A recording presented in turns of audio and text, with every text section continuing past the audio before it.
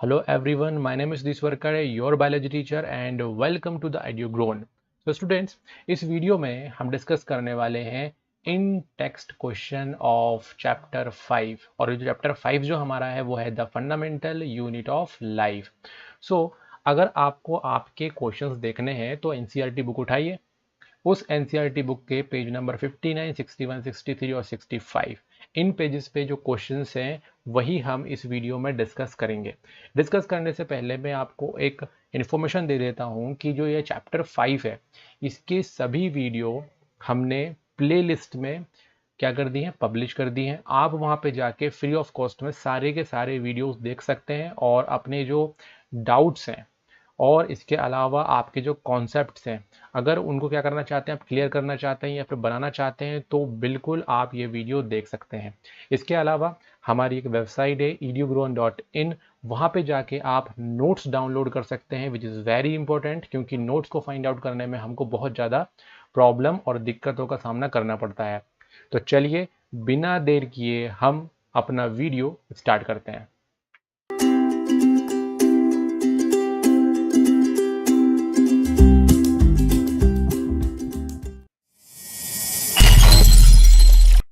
So welcome back students. यहाँ पे पहला क्वेश्चन है हमारा पहला क्वेश्चन है कि हु डिस्कवर्ड सेल, सेल को किसने डिस्कवर किया, एंड हाउ, दैट मीन्स कि सेल की जो डिस्कवरी है वो किसने की और कैसे उस सेल की डिस्कवरी हुई। दैट मीन्स साइंटिस्ट ने आखिरकार ऐसा क्या किया कि उन्होंने बताया कि ये क्या है, सेल है। तो चलो देखते हैं, आंसर करते हैं। अब आंसर करने के लिए तो पहले आपको पता होना चाहिए इन साइंटिस्ट का नाम। कौन है ये हैं रॉबर्ट। क्या नाम इनका, रॉबर्ट, है ना। आपने देखा होगा फिल्मों में कई विलेंस होते हैं उनके नाम हैं, but he is the scientist, he is the real scientist जिन्होंने किसकी डिस्कवरी की, सेल की। देखो सेल बहुत ही इंपॉर्टेंट है और उसके बिना हम क्या नहीं कर सकते, हम किसी भी चीज़ को, बायोलॉजी को अच्छे से स्टडी नहीं कर सकते। ओके, तो यहाँ पे ये जो हमारे साइंटिस्ट हैं, ही इज़ रियल हीरो जिन्होंने डिस्कवर किया सेल का। क्या नाम है, रॉबर्ट। ओके, तो रॉबर्ट हैं ये, और इन्होंने पता है कैसे किया इसको। इसको इन्होंने क्या किया, एक पेड़ का छाला होता है जिसको हम बोलते हैं बार्क। क्या बोलते हैं, बार्क। पेड़ होता है ना, तो पेड़ का जो ऊपर जब छाली आती है तो उसको हम क्या बोलते हैं, बार्क बोलते हैं। उन्होंने उसको तोड़ा वहां से, और तोड़ने के बाद उन्होंने माइक्रोस्कोप में उन्होंने उसको माइक्रोस्कोप के अंदर उन्होंने उसको ऑब्जर्व किया। अब यहाँ पे स्टूडेंट्स जो माइक्रोस्कोप था ना, ये इन्होंने खुद ने बनाया था, खुद ने ही माइक्रोस्कोप जो बनाया था इन हाउस, उस माइक्रोस्कोप से उन्होंने उस बार्क को देखा, और जैसे ही देखा तो उन्हें दिखाई दिए कुछ इस तरीके के स्ट्रक्चर्स। देखो, अब ये स्ट्रक्चर्स मैं आपको जूम करके दिखाता हूँ तो आप देखोगे कि यहाँ पे देखो छोटे छोटे बॉक्स बने हुए दिखाई दे रहे हैं, है ना। तो ये जो छोटे छोटे बॉक्स बने हुए दिखाई दे रहे हैं, इन्होंने इसको बोला लिटिल कंपार्टमेंट, है ना। देखो छोटे छोटे कंपार्टमेंट्स की तरह दिख रहे हैं, तो ये जो लिटिल कंपार्टमेंट है ना, इसी को ही हम क्या बोलते हैं, सेल बोलते हैं लेटिन वर्ड में। तो दूसरी भाषा में सेल का मतलब होता है अ लिटिल कंपार्टमेंट। ओके, तो इस तरीके से जो हमारा पॉइंट बनेगा आंसर देने के लिए वो बनेगा फर्स्ट पॉइंट कि रॉबर्ट भाई साहब ने इसको क्या किया था, डिस्कवर किया था। पूरा नाम है इनका Robert Hooke. So Robert Hooke discovered cell, और कब किया था, 1665। कब किया था, 1665। तो 1665 में इन्होंने, रॉबर्ट हुक ने डिस्कवर किया था सेल को। और कैसे किया, he observe a thin slice of cork, है ना। जो बार्क होता है ना, जो छाल निकलती है, उसी से हम क्या फॉर्म करते हैं, कॉर्क बनाते हैं। ओके, तो यहाँ पे मैं बार्क लिख देता हूँ, तो छाले से क्या बनता है, कॉर्क बनता है। तो एक छोटा सा पीस लिया उन्होंने उस पर्टिकुलर कॉर्क कॉर्क का, और फिर उसको सेल्फ डिजाइन माइक्रोस्कोप, उनके द्वारा जो माइक्रोस्कोप बनाया था उसमें उन्होंने उसको ऑब्जर्व किया, and he saw that cork reassemble the structure of honey comb. Honey comb जैसे उनको वहां पे स्ट्रक्चर दिखाई दिए। ये देखो, ये जो स्ट्रक्चर्स हैं आखिरकार कैसे दिखाई दे रहे हैं, हनी कॉम्ब की तरह दिखाई दे रहे हैं। ये देखो मधुमक्खी का छत्ता, तो इसकी तरह उन्होंने क्या किया, उन्होंने स्ट्रक्चर्स को देखे और उन्होंने बोला कि यार ये तो छोटे छोटे कंपार्टमेंट की तरह है, यानी कि लिटिल कंपार्टमेंट की तरह वहाँ पे है। और इन्होंने इस छोटे छोटे कंपार्टमेंट या फिर बोले हम इन छोटे छोटे बॉक्सेस को नाम दिया सेल। तो इस तरीके से डिस्कवरी हुई सेल की। ये जो क्वेश्चन है आपको पेज नंबर 59 में मिल जाएगा, यहाँ पे पेज नंबर भी दिया हुआ है मैंने, तो आप आपको अगर क्वेश्चंस नहीं मिलते तो आप यहाँ पे एनसीईआरटी बुक के पेज नंबर 59 में जा सकते हो। चलो सेकंड क्वेश्चन पे आते हैं। सेकंड क्वेश्चन है हमारा कि why is the cell called the structural and functional unit of life. चलो दिमाग लगाओ अब इसमें इसमें दिमाग लगाओ कि आखिरकार हम सेल को स्ट्रक्चरल यानी कि पूरा का पूरा स्ट्रक्चर बनाने वाला, है ना, जैसे कि हमारा जो है, जैसे कि नाखून बन रहे हैं, जब उसके नाखून के बाद फिर यहाँ पे देखोगे तो आपकी स्किन बनी हुई है, अंदर चीज़ें बनी हुई हैं, आपकी आंखें बनी हुई हैं। तो जैसा आप दिख रहे हो ये पूरा स्ट्रक्चर बना हुआ दिख रहा है ना, तो ये जो दिख रहा है इसकी यूनिट, और जो हम फंक्शन कर रहे हैं, जैसे कि मैं कुछ चीज़ें बोल रहा हूँ, आप कहीं जाओगे घूमने तो क्या करोगे, दौड़ोगे, रन करोगे, है ना। चीज़ों को जब खाओगे, देन फूड खाओगे, तो वो चीज़ें क्या होंगी, डाइजेस्ट होंगी। तो ये सभी काम जो होते हैं इसको हम बोलते हैं फंक्शनल। क्या बोलते हैं इसको हम, फंक्शनल। तो फंक्शनल और स्ट्रक्चरल दोनों को ही कौन कंट्रोल कर रहा है, सेल कर रहा है। सेल ही वह यूनिट है जो ये काम कर रहा है। बट इसको हम बोलते क्यों हैं, है ना, अब बोलते क्यों हैं, चलो इसको आंसर करते हैं बहुत ही इजी तरीके से। अभी थोड़ा सा मैंने डिस्क्राइब किया है कि क्यों हम सेल को बोलते हैं। क्योंकि a cell is capable of independently carrying out all necessary activities of life. Life की सारी जरूरी एक्टिविटीज को सेल इंडिपेंडेंटली कर सकता है। आगे समझ में, कैसे कर सकता है, इंडिपेंडेंटली, स्वतंत्र रूप से। क्या बोलते हैं इसको, स्वतंत्र मतलब अकेला सेल। अकेला सेल लाइफ की सारी इंपॉर्टेंट एक्टिविटी को परफॉर्म कर सकता है। अब कैसे, जैसे रेस्पिरेशन, डाइजेशन, एक्सक्रिएशन। अब सपोज करो कि ये सेल है ना, अब सेल है, अंदर जेनेटिक मटेरियल न्यूक्लियस है, ठीक, तो ये हमने सेल का फोटो बना दिया। अब यहाँ पे देखो ये आपको क्या कर सकता है, रेस्पिरेशन कर सकता है ये सेल अकेला। रेस्पिरेशन का मतलब क्या, रेस्पिरेशन का मतलब कि ऑक्सीजन अंदर आएगी सेल के, और फिर यहाँ से फूड जो होगा वो कन्वर्ट हो जाएगा किसमें, एनर्जी में। ये प्रोसेस जो है, ये प्रोसेस कहलाती है हमारी रेस्पिरेशन। तो ये सिंगल सेल कर सकती है, ठीक है। तो लाइफ के एक इंपॉर्टेंट रेस्पिरेशन प्रोसेस कौन कर सकता है, सेल कर सकता है। देन डाइजेशन, मतलब अगर कोई कंपोनेंट जिसको हमको तोड़ना है, डाइजेस्ट करना है, फूड कंपोनेंट है, तो जैसे ये आपका फूड है, इसको अंदर गया ये, और इसके बाद फिर इसको तोड़ दिया अच्छे से, तोड़ के फिर अपने काम के लिए यूज कर लिया। ये काम भी सेल परफॉर्म कर सकता है। तो डाइजेशन भी वो कर सकता है सेल, रेस्पिरेशन भी सेल कर सकता है, और अगर कोई मटेरियल इसके अंदर अनवांटेड है, किसी काम का नहीं है, तो उसको बाहर भी ये निकाल सकता है, और इस प्रोसेस को बोलेंगे क्या, एक्सक्रिएशन। तो इस तरीके से जो सेल है उसमें कैपेबिलिटी है कि वो रेस्पिरेशन, डाइजेशन और एक्सक्रिएशन को कर पाए। तो ये होती हैं नेसेसरी लाइफ की एक्टिविटीज जिनको सेल कर सकती है। और इसके अलावा अगर हम बात करें कि मल्टी सेलुलर बॉडी, जैसे कि हमारी बॉडी कैसी है, बहुत सारी, है ना, बहुत सारी सेल्स आपस में कनेक्टेड है, फिर ये पूरे स्किन बनी है। इसके अंदर के जो मटेरियल है वो भी बहुत सारी सेल्स आपस में कनेक्ट हुई हैं तो वो बनी हुई है।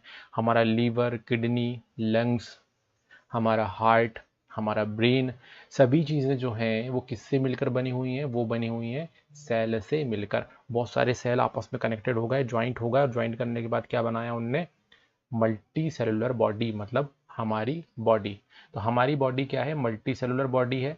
तो इस तरीके से हम बोल सकते हैं कि सेल जो है वो बिल्डिंग ब्लॉक है ना, जैसे घर बनाते हैं तो ईंट एक बिल्डिंग ब्लॉक होता है और उसी के सहारे पूरा का पूरा घर बनता है। उसी तरीके से छोटी छोटी जो सेल्स होती हैं वो हमको बनाती हैं आपस में कनेक्टेड होके।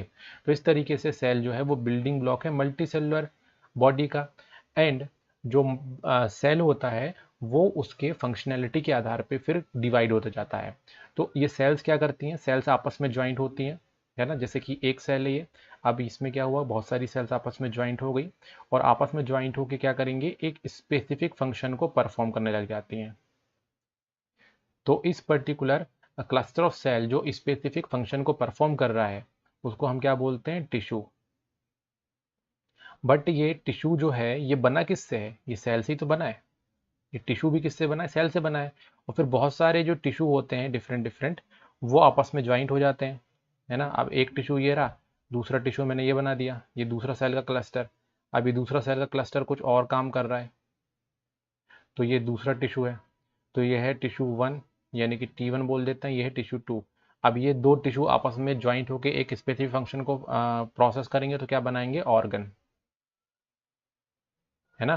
तो इस तरीके से क्या होगा, टिश्यू जो है वो सेल से मिलकर बनती है और फिर बहुत सारे टिश्यू आपस में मिलकर ऑर्गन बनाते हैं और फिर ऑर्गन सिस्टम बनाते हैं।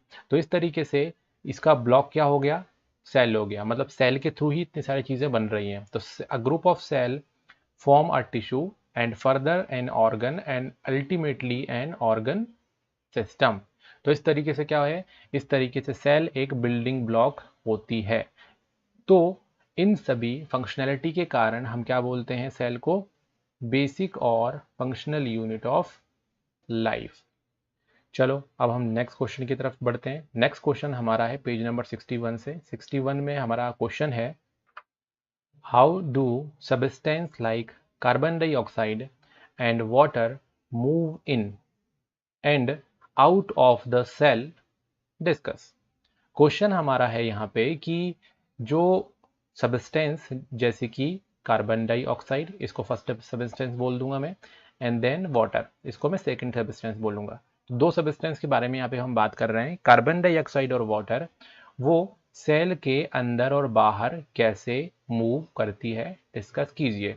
मतलब हमारे पास एक सेल, अब हमको बताना है कि जो ये कार्बन डाइऑक्साइड होता है सेल के अंदर, वो सेल के बाहर किस प्रोसेस के थ्रू मूव करता है ना। और जो ये वाटर के मॉलिक्यूल हैं, है ना, ये हमारा H2O लिख देते हैं यहाँ पे। तो बहुत सारे H2O के मॉलिक्यूल हैं यहाँ पे। ये H2O के मॉलिक्यूल बाहर से सेल के अंदर मूव कर देते हैं, या फिर अंदर के H2O मॉलिक्यूल सेल के बाहर मूव हो जाते हैं।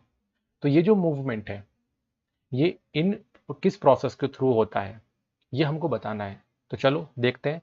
तो स्टूडेंट्स क्या होता है कि एक वर्ड है जिसको हम क्या बोलते हैं, डिफ्यूजन। क्या बोलते हैं, डिफ्यूजन। और एक और वर्ड है, दोनों को मैं बता देता हूँ पहले, फिर उसके बाद आंसर पे आएंगे। पहला क्या है, डिफ्यूजन, और एक है ऑस्मोसिस। ऑस्मोसिस। स्टूडेंट्स ये दो क्या है, आपके प्रोसेस है। ये होता क्या है कि डिफ्यूजन का मतलब होता है एक जगह से दूसरी जगह मूव करना। बट जो मूवमेंट होता है वो पर्टिकुलरली कैसा होता है, वो मूवमेंट ऐसा होता है कि यार देखो, हायर कॉन्सेंट्रेशन, क्या, हायर कॉन्सेंट्रेशन से लोअर कॉन्सेंट्रेशन,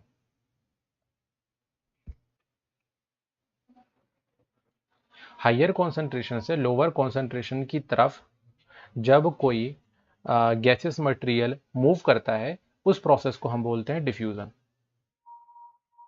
ओके।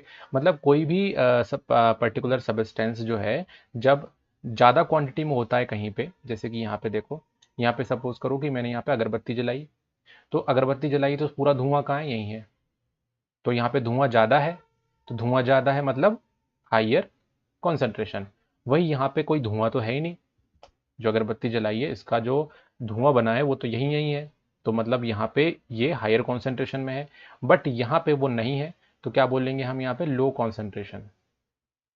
कैसा है यहाँ पे, लो कॉन्सेंट्रेशन है किसका, इस धुएं का। तो ये जो धुआं है ये यहाँ से कहाँ मूव करेगा, लोअर कॉन्सेंट्रेशन की तरफ मूव करेगा। इस प्रोसेस को हम बोलते हैं डिफ्यूजन। और ये जो कार्बन डाइऑक्साइड होता है ये सेल के अंदर इसी पर्टिकुलर प्रोसेस के थ्रू ही अंदर जाता है या अंदर एंटर करता है, या फिर इसी से ही ये बाहर निकलता है। ओके। तो जो कार्बन डाइऑक्साइड है या तो उसको सेल के अंदर जाना है या फिर सेल के बाहर जाना है। दोनों ही कंडीशन में जो प्रोसेस होगी वो कौन सी होगी? डिफ्यूजन की प्रोसेस होगी। तो डिफ्यूजन के थ्रू सेल के अंदर जाता है और सेल के बाहर ये निकलता है। अब सपोज करो कि सेल के अंदर ये जो सेल है, हमारी सेल एक और बनाता हूँ मैं यहाँ पे कार्बन डाइऑक्साइड बहुत ज़्यादा अमाउंट में बन गया। क्यों बनता है भाई कार्बन डाइऑक्साइड ज़्यादा अमाउंट में? भाई सेल के अंदर एक्टिविटीज़ होती हैं, बायोकेमिकल एक्टिविटीज़ होती हैं, बहुत सारी रिएक्शंस होती हैं, तो कार्बन डाइऑक्साइड सेल के अंदर बनती है। तो होता क्या है कि कार्बन डाइऑक्साइड का जो अमाउंट है, दैट मीन्स कॉन्सेंट्रेशन यहाँ पे बहुत ज़्यादा हो जाता है। मतलब इसको हम बोल सकते हैं हाई कॉन्सेंट्रेशन। तो हाई कॉन्सेंट्रेशन में कहाँ कहाँ है? सेल के अंदर। और सेल के बाहर कैसा है? सेल के बाहर ये लो कॉन्सेंट्रेशन में है। कौन? आपका कार्बन डाइऑक्साइड। तो ज़्यादा कॉन्सेंट्रेशन अंदर, तो यहाँ से मूव करके कहाँ चला जाएगा? सेल के बाहर आ जाएगा। तो डिफ्यूजन प्रोसेस के थ्रू जो कार्बन डाइऑक्साइड है वो सेल के बाहर मूव करता है। वही एक और वर्ड है ऑस्मोसिस। ऑस्मोसिस का मतलब होता है वाटर मूवमेंट। क्या? Water movement. वाटर मूवमेंट भी कैसा होगा? हायर वाटर कॉन्सेंट्रेशन से किस तरफ जाएगा? लोअर, यानी कि लो वाटर कॉन्सेंट्रेशन की तरफ। तो हायर वाटर कॉन्सेंट्रेशन से लोअर वाटर कॉन्सेंट्रेशन की तरफ मूव करना बाय सेमी परमिएबल मेम्ब्रेन, यानी कि सेमी यानी कि एस, परमिबियल यानी कि पी, और मेम्ब्रेन यानी कि एम, यानी कि एस पी एम। तो सेमी परमिएबल मेम्ब्रेन मतलब ये जो सेल मेम्ब्रेन है, यही क्या है? सेमी परमिएबल मेम्ब्रेन की तरह वर्क करता है ये। तो इसके अंदर से H2O के मॉलिक्यूल बाहर निकल जाना या फिर H2O के मॉलिक्यूल का अंदर आ जाना, ये दोनों ही प्रोसेस जो होता है वो क्या होता कहलाता है? ऑस्मोसिस कहलाता है। तो वाटर जो होता है ऑस्मोसिस के थ्रू मूव करता है और कार्बन डाइऑक्साइड डिफ्यूजन के थ्रू। तो हम यहाँ पे अपना आंसर लिखते हैं, है ना। इसको हम पहले हटा देते हैं, उसके बाद फिर आंसर लिख लेंगे इसमें कि कार्बन डाइऑक्साइड मूव जो होता है वो डिफ्यूजन के थ्रू होता है। So the inside the cell carbon dioxide form by the chemical process. Chemical process के थ्रू सेल के अंदर कार्बन डाइऑक्साइड बनती है। एंड कार्बन डाइऑक्साइड जो है वो हायर कॉन्सेंट्रेशन में एक्यूमुलेट यानी कि इकट्ठा हो जाती है। देन जब सेल के अंदर कार्बन डाइऑक्साइड बहुत ज़्यादा अमाउंट में इकट्ठा हो जाती है तो जो कार्बन डाइऑक्साइड है वो बाहर यानी कि लोअर कॉन्सेंट्रेशन की तरफ मूव कर जाती है। ओके। तो इस तरीके से the concentration of carbon dioxide in the external surround is comparatively lower. ठीक। तो अब यहाँ पे हुआ क्या है कि सेल के अंदर बहुत सारी कार्बन डाइऑक्साइड बन गई, तो कार्बन डाइऑक्साइड का अमाउंट बहुत ज़्यादा हो गया। बट बाहर जो है सेल के बाहर कार्बन डाइऑक्साइड का अमाउंट कम है। तो कार्बन डाइऑक्साइड जो होगी वो डिफ्यूज हो जाएगी हायर कॉन्सेंट्रेशन से लोअर कॉन्सेंट्रेशन की तरफ। इस तरीके से सेल के बाहर ये मूव कर जाती है। वही अगर हम H2O के बारे में बात करते हैं तो वो बाय ऑस्मोसिस, ऑस्मोसिस के थ्रू सेल के बाहर और अंदर जाता है, मूव करता है। Water movement from a region of higher concentration of a lower concentration region by selectively permeable membrane is called osmosis. तो स्टूडेंट्स ये आप देख सकते हो कि अगर किसी सेल को अगर हम क्या करें, किसी सॉल्यूशन पे भर दें, एक सॉल्यूशन बनाया हमने और उसमें ये जो सेल है इसको अगर डिप कर दें तो वाटर जो होता है ना वो कॉन्सेंट्रेशन के अकॉर्डिंग अंदर या बाहर जा सकता है। इसको हम ऑस्मोसिस बोलते हैं। ओके। तो इस तरीके से हमारा जो है इसका आंसर हो चुका है। ये हमारा आंसर है कि H2O जो रहता है वो ऑस्मोसिस के थ्रू मूव करता है और डिफ्यूजन के थ्रू कार्बन डाइऑक्साइड मूव करता है। अब हम चलते हैं नेक्स्ट क्वेश्चन की तरफ। हमारा नेक्स्ट क्वेश्चन है कि why is plasma membrane called a selectively permeable membrane. Plasma membrane को हम सिलेक्टिवली परमिएबल मेम्ब्रेन क्यों बोलते हैं? तो स्टूडेंट्स जो प्लाज्मा मेम्ब्रेन होता है पता है वो कहाँ मिलता है? ये रहा सेल। सेल के ऊपर की जो लेयर होती है ना ये, इसी को हम क्या बोलते हैं? पीएम, मतलब प्लाज्मा मेम्ब्रेन। तो ये जो प्लाज्मा मेम्ब्रेन होती है ये बहुत ही सिलेक्टिव होती है। क्या होती है? सिलेक्टिव। मतलब इसमें ऐसा नहीं कि कुछ भी चीज़ें सेल के अंदर चली जा सकती हैं और कोई भी चीज़ सेल के बाहर आ सकती है। ऐसा होता तो फिर तो कुछ भी चीज़ अंदर चली जाती और हमारी सेल को नुकसान कर देती। बट ऐसा होता नहीं है। क्या होता है? ये जो इंपॉर्टेंट चीज़ें हैं उन्हीं को ये अंदर जाने देता है और जो इंपॉर्टेंट नहीं है उनको वो बाहर जाने देता है। इस तरीके से इसको हम क्या बोलते हैं, सिलेक्टिवली परमिएबल मेम्ब्रेन। मतलब सिर्फ स्पेसिफिक चीज़ों के लिए ही ये परमिएबिलिटी या फिर परमिट करता है, बाकी चीज़ों के लिए परमिट ये नहीं करता। तो इस तरीके से जो हमारा आंसर होगा वो होगा कि it is called selective permeable membrane because, भैया क्यों बोलते हैं, क्योंकि इट परमिट द एंट्री को परमिट करता है and exit of some substance. मतलब कुछ सब्सटेंस को ये एंट्री देता है और कुछ सब्सटेंस को ये बाहर निकालता है। सभी मॉलिक्यूल को क्या नहीं देता, ये ऐसे परमिट नहीं करता है। इसीलिए हम इसको क्या बोलते हैं, सिलेक्टिव परमिएबल मेम्ब्रेन। चलो अब चलते हैं हम यहाँ पे नेक्स्ट क्वेश्चन, जो कि पेज नंबर 63 में आपको मिलेगा। नेक्स्ट क्वेश्चन यहाँ पे है कि fill in the gaps in the following table illustrated difference between prokaryotic and eukaryotic cell। Prokaryotic और यूकैरियोटिक सेल के बीच में डिफरेंस का आपको ये टेबल मिला होगा, जिसमें फर्स्ट डिफरेंस है साइज। साइज जो है प्रोकैरियोटिक सेल का कितना होता है, यहाँ पे 1 से 10 माइक्रोमीटर तक का होता है, और यूकैरियोटिक का कितना होता है, 5 to 100 माइक्रोमीटर तक का साइज इसका होता है। ओके, तो सेल का साइज देखो कितना छोटा सेल का साइज है। प्रोकैरियोटिक सेल बहुत ही छोटा होता है, यूकैरियोटिक सेल उससे बड़ा होता है। बट अगर हम बात करते हैं सेकंड पॉइंट की, तो सेकंड पॉइंट में देखो फिल इन द ब्लैंक्स है यहाँ पे कि न्यूक्लियर रीजन, उसके बारे में बताना है हमको कि भाई क्या बोलते हैं न्यूक्लियर रीजन को। और यहाँ पे प्रोकैरियोटिक में न्यूक्लियर रीजन को क्या बोलेंगे वो हमको बताना है। और यूकैरियोटिक में उन्होंने दिया हुआ है कि यूकैरियोटिक में जो न्यूक्लियर रीजन होता है वो वेल डिफाइन होता है ना, पूरी तरीके से डिफाइन होता है, और उसमें न्यूक्लियर मेम्ब्रेन भी होता है। ओके, क्या होता है उसमें, न्यूक्लियर मेम्ब्रेन भी होता है। ओके, तो इतने तो बता दिया। इसके अलावा प्रोकैरियोटिक में बोला है कि क्रोमोसोम जो होते हैं वो सिंगल होते हैं, एक ही होता है ना। बट यूकैरियोटिक में एक से ज़्यादा क्रोमोसोम्स होते हैं। तो क्रोमोसोम जो होता है वो बेसिकली जेनेटिक मटेरियल है। इसके अलावा क्वेश्चन यहाँ पे 4 पॉइंट दिया हुआ है, मेम्ब्रेन बाउंडेड ऑर्गेनेल इसमें अपसेंट होते हैं। मतलब जो प्रोकैरियोटिक्स होते हैं उसमें जो ऑर्गेनल्स हैं जिसके ऊपर मेम्ब्रेन होती है वो प्रेजेंट नहीं होते, जबकि यूकैरियोटिक में प्रेजेंट होते हैं। तो अब देखो यहाँ बताना है हमको कौन कौन से क्या क्या होता है। तो चलो मैं आपको सीधे आंसर पर लेके चलता हूँ, है ना।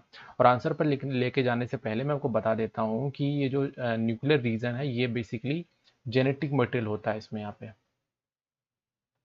जेनेटिक मटेरियल, ठीक है, जो क्या करता है, जो कि आपके बॉडी में जितनी भी प्रोसेस हो रही हैं उन सब की इंफॉर्मेशन को कैरी करता है ना। क्रोमोसोम इसमें सिंगल होता है और इसमें ज़्यादा होते हैं क्रोमोसोम। जैसे कि अगर ह्यूमन की बात करें तो ह्यूमन पता है कितने होते हैं, 46 क्रोमोसोम्स होते हैं। चलो मैं आपको जो है डिफरेंस 2 जो है और 4 इन दोनों को बता देता हूँ मैं कि 2 और 4 में क्या है। देखो सेकंड में हम बताएंगे कि जो न्यूक्लियर रीजन है प्रोकैरियोटिक का वो पोरली डिफाइन होता है, मतलब पूरी तरीके से क्लियर नहीं होता है, और उस रीजन को हम बोलते हैं न्यूक्लियोइड। क्या बोलते हैं, न्यूक्लियोइड। आपने आपके टेक्स्ट बुक्स पे इस तरीके का एक डायग्राम देखा होगा। इस डायग्राम में यहाँ पे लिखा होगा, जाके देखना, न्यूक्लियोइड। क्या लिखा होगा, न्यूक्लियोइड। और ये न्यूक्लियोइड जो है वो बेसिकली यूकैरियोटिक सेल में मिलता है। वही अगर मैं बात करूं मेम्ब्रेन बाउंडेड ऑर्गेनेल की, तो वो प्रेजेंट होते हैं किसमें, आपके प्रो यूकैरियोटिक में। तो इसमें क्या लिख दो, प्रेजेंट। जैसे गोल्गी बॉडी है, एंडोप्लाज्मिक रेटिकुलम है, ये सभी यूकैरियोटिक में मिलते हैं, जबकि प्रोकैरियोटिक में ये नहीं मिलते, और है ना। और बाकी के पॉइंट्स ऑलरेडी हम डिस्कस कर ही चुके हैं। चलो चलते हैं हम अपने नेक्स्ट क्वेश्चन की तरफ। नेक्स्ट क्वेश्चन है हमारा पेज नंबर 65 से। यह क्वेश्चन की can you name 2 organelles we have studied that contain their own genetic material. अब देखो यहाँ पे जो जेनेटिक मटेरियल होता है वो होता है हमारा डीएनए। क्या होता है, डीएनए। डीएनए को हम क्या बोलते हैं, जेनेटिक मटेरियल बोलते हैं। तो हमको यहाँ पे बताना है कि ऐसे ऑर्गेनेल हैं क्या हमारी बॉडी में या फिर किसी दूसरे ऑर्गेनिज्म की बॉडी में जिनमें जेनेटिक मटेरियल मिल सकता है। स्टूडेंट्स होता क्या है कि अगर आप सेल का स्ट्रक्चर देखोगे तो सेल के स्ट्रक्चर में आपको क्या दिखाई देगा, यहाँ पे न्यूक्लियस दिखाई देगा। क्या दिखाई देगा, न्यूक्लियस। ये जो न्यूक्लियस होता है इसी में क्या होता है, जेनेटिक मटेरियल। क्या होता है, जेनेटिक मटेरियल। बट इसमें इसके अलावा और भी यहाँ पे ऑर्गेनल्स मिलते हैं जिनमें जेनेटिक मटेरियल हो सकता है, तो उनके नाम बताने हैं। तो प्लांट और एनिमल सेल दोनों में ही जेनेटिक मटेरियल होते हैं, तो प्लांट में अगर हम बात करें तो 2 ऑर्गेनेल होंगे, है ना। और वो 2 ऑर्गेनेल कौन कौन से होंगे?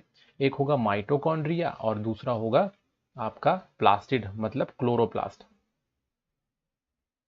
क्या होगा? क्लोरोप्लास्ट। तो क्लोरोप्लास्ट और माइटोकॉन्ड्रिया में जेनेटिक मटेरियल मिलता है। तो अगर आपको ये देखना है कि कहाँ मिल रहा है, तो यहाँ पे आप डायग्राम देखो आपके एनसीईआरटी का। इसको हम पहले क्या करते हैं, हटा देते हैं। ये हटाया और अब देखते हैं हम यहाँ पे कहाँ मिल रहा है भाई। ये देखो, ये रहा क्लोरोप्लास्ट, जिसके अंदर क्या मिलेगा? आपका डीएनए मिलेगा, यानी कि जेनेटिक मटेरियल मिलेगा। इसके अलावा यहाँ पे ये रहा माइटोकॉन्ड्रियन, माइटोकॉन्ड्रिया जिसको हम बोलते हैं, इसमें भी क्या मिलता है? डीएनए मिलता है। लास्ट के जो चैप्टर थे उसकी वीडियोस में मैंने आपको जब माइटोकॉन्ड्रिया और क्लोरोप्लास्ट के बारे में एक डिटेल स्टडी दिया था, तो उसमें मैंने बताया था कि इन दोनों में जेनेटिक मटेरियल मिलता है। तो है ना बिल्कुल इंटरेस्टिंग क्वेश्चन कि भाई इस न्यूक्लियस में भी डीएनए मिल रहा है, इस माइटोकॉन्ड्रियन में भी डीएनए मिल रहा है और इस क्लोरोप्लास्ट में भी डीएनए मिल रहा है। तो इस तरीके से 2 आपके ऑर्गेनेल है जिसमें डीएनए मिलता है और इसके अलावा न्यूक्लियस में जो पूरा सेल का डीएनए है वो मिल रहा है। आते हैं हम यहाँ पे नेक्स्ट क्वेश्चन पे। नेक्स्ट क्वेश्चन हमारा पेज नंबर 65 से है, जो कि हमारा कि if the organization of cell is destroyed due to some physical and chemical influence, what will happen? Next question हमारा है कि अगर हम जो सेल है ना, सेल में कुछ गड़बड़ी हुई, क्या हुआ? फिजिकल और केमिकल चेंजेस हुए सेल के अंदर। ये सेल है, अब सेल अच्छा काम कर रही है, अब एकदम से क्या हुआ? इसमें कुछ चेंज हो गए और फिजिकल चेंजेस के कारण जो ऑर्गेनाइजेशन है सेल का वो क्या हो रहा है? डिस्ट्रॉयड हो रहा है। तो अब बताओ क्या होगा? यार ऑब्वियसली जैसे ही सेल यहाँ पे इसके केमिकल और फिजिकल चेंजेस होंगे तो वो सेल अब हमारी किसी काम की नहीं रहेगी। तो होगा क्या कि इसके अंदर पता है क्या होते हैं? इसके अंदर एक स्पेसिफिक ऑर्गेनेल होते हैं जिसको हम क्या बोलते हैं? लाइसोसोम। क्या बोलते हैं? लाइसोसोम। ये लाइसोसोम के अंदर पता है क्या होता है? हथौड़ा होता है, मतलब एंजाइम्स होते हैं। और ये जो एंजाइम जो है ये पता है क्या करते हैं? डाइजेशन। तो डाइजेशन का मतलब होता है चीज़ों को तोड़ना, ब्रेक करना, है ना। तो ये जो जैसे ही कोई चेंजेस होता है सेल में जिसके कारण प्रॉब्लम क्रिएट हो सकती है, तो ये जो आपके लाइसोसोम होते हैं ये फूट जाते हैं और एंजाइम को बाहर निकाल देते हैं, जिसके कारण पूरी की पूरी सेल जो होती है वो डिस्ट्रॉयड हो जाती है, फूट जाती है एकदम, है ना। तो इस तरीके से क्या होगा? इस तरीके से when the cell organization disturbed due to the some physical or chemical influence, lysosome burst, टूटेंगे and release enzyme, enzyme को रिलीज करेंगे and these enzyme digest such cell, इस प्रकार के सेल को ये डाइजेस्ट कर पाएंगे, कर देंगे, फोड़ देंगे। ओके, तो यही होता है और इस तरीके से सेल वापस ठीक नहीं हो सकती, वो टूट के निकल जाती है। इसको हम बोलते हैं क्या? इसको हम बोलते हैं डाइजेशन। सेल ने खुद को ही क्या कर दिया? डाइजेस्ट कर दिया, खत्म कर लिया with the help of lysosomes. अब इसी से जुड़ा एक क्वेश्चन और है, यही पेज नंबर 65 में, जिसको बोलते हैं हम कि why are lysosome known as suicidal bag. अब देखो मैंने क्या बताया अभी कि इन्होंने क्या करा कि जैसे ही डिस्टर्ब हुआ सेल के केमिकल और फिजिकल कंपोनेंट, जैसे डिस्टर्ब हुए भैया ये सारे के सारे लाइसोसोम क्या हो गए? एक्टिवेट हो गए और फूट गए। फूटने के बाद फिर जो इसके अंदर बहुत सारा डाइजेस्टिव एंजाइम निकाल दिया और फिर इस पूरी सेल को ही फोड़ दिया। तो ये एक किसकी तरह है? सुसाइड की तरह है। तो सुइसाइड कर लिया एक तरीके से, इसीलिए इसको हम सुसाइडल बैग्स भी बोलते हैं। ओके, तो लाइसोसोम जो है वो बेसिकली सुसाइडल बैग्स भी है। ओके, तो आंसर करते हैं यहाँ पे व्हेन गेट डैमेज और disturb due to some physical chemical influence, lysosome burst and release enzyme, these enzyme digest such cell and therefore lysosome are called or lysosome are known as suicide bags, है ना। चलो मैं आपको यहाँ पे बताता हूँ। सेल में क्या है कि ये देखो छोटे छोटे सर्कल्स हैं, ये लाइसोसोम्स ही हैं, ठीक है। अब यहाँ पे हम नेक्स्ट क्वेश्चन की तरफ बढ़ते हैं। नेक्स्ट क्वेश्चन हमारा है कि where the protein synthesize inside the cell, protein कहाँ बनता है सेल के अंदर। तो ये डायग्राम मैंने बताया, डायग्राम में हमको बताना है कि भाई ये देखो ये लाइसोसोम ये रहे, है ना। लाइसोसोम से तो क्या होता है? फूट जाता है। बट यहाँ पे क्वेश्चन आ रहा है कि आखिरकार जो प्रोटीन होता है वो कहाँ पे सिंथेसाइज होता है। तो स्टूडेंट्स मैं आपको बताना चाहूँगा उस जगह को जहाँ पे प्रोटीन बनता है, वो फैक्ट्री जहाँ पे प्रोटीन बनती है। भाई कुछ भी चीज़ कहीं बनती है तो क्या बोलेंगे, फैक्ट्री बोलेंगे उसको। तो वो फैक्ट्री जहाँ पे प्रोटीन बनती है वो है हमारा ये राइबोसोम। क्या बोलते हैं इसको हम, राइबोसोम। राइबोसोम वो जगह है जहाँ पे क्या बनता है, जहाँ पे प्रोटीन बनता है। आप यहाँ पे देखोगे ये जो दिख रहा है ना एंडोप्लाज्मिक रेटिकुलम, ये एंडोप्लाज्मिक रेटिकुलम के बगल में देखो छोटे छोटे यहाँ पे सर्कल्स हैं। चलो मैं इसको मार्क कर देता हूँ, ये तो बोलोगे कि सर कहाँ दिख रहे हैं। ये देखो ये छोटे छोटे सर्कल जो इससे जुड़े हुए हैं, ये एंडोप्लाज्मिक रेटिकुलम में से जुड़े हुए छोटे छोटे सर्कल्स हैं। इसको भी, ये भी एक्चुअल में राइबोसोम्स ही हैं। ये भी क्या है, राइबोसोम। तो एंडोप्लाज्मिक रेटिकुलम जो रफ वाले होते हैं उनमें राइबोसोम जुड़ा हुआ होता है। और यही वो जगह होती है जहाँ पे क्या बनते हैं, जहाँ पे बनती है प्रोटीन। तो सिंथेसाइज करने की जगह क्या है, आपका ribosome. So the protein synthesis in cell takes place in ribosome. Then ribosome को हम क्या बोलते हैं, प्रोटीन फैक्ट्री, क्योंकि इसमें प्रोटीन बनता है। और इसके अलावा ये जो राइबोसोम होते हैं वो हमको एंडोप्लाज्मिक रेटिकुलम में अटैच होते हुए भी दिखाई दे देते हैं, मतलब इस पर्टिकुलर जगह पे, जिसको हम क्या बोलते हैं, जिसको हम बोलते हैं रफ एंडोप्लाज्मिक रेटिकुलम। ओके, तो आई होप आपको ये वीडियो पसंद आया होगा और बिल्कुल समझ में भी आया होगा। अपने सभी दोस्तों के साथ, अपने फ्रेंड्स के साथ इसको शेयर कीजिए, वीडियो को लाइक ज़रूर कीजिए। और इसके अलावा अगर आपको नोट्स चाहिए तो कहीं मत जाइए, edugrown.in में जाके आप अपने नोट्स प्रिपेयर कर सकते हैं, वहाँ पे आप डाउनलोड कर सकते हैं। Okay, thanks for watching.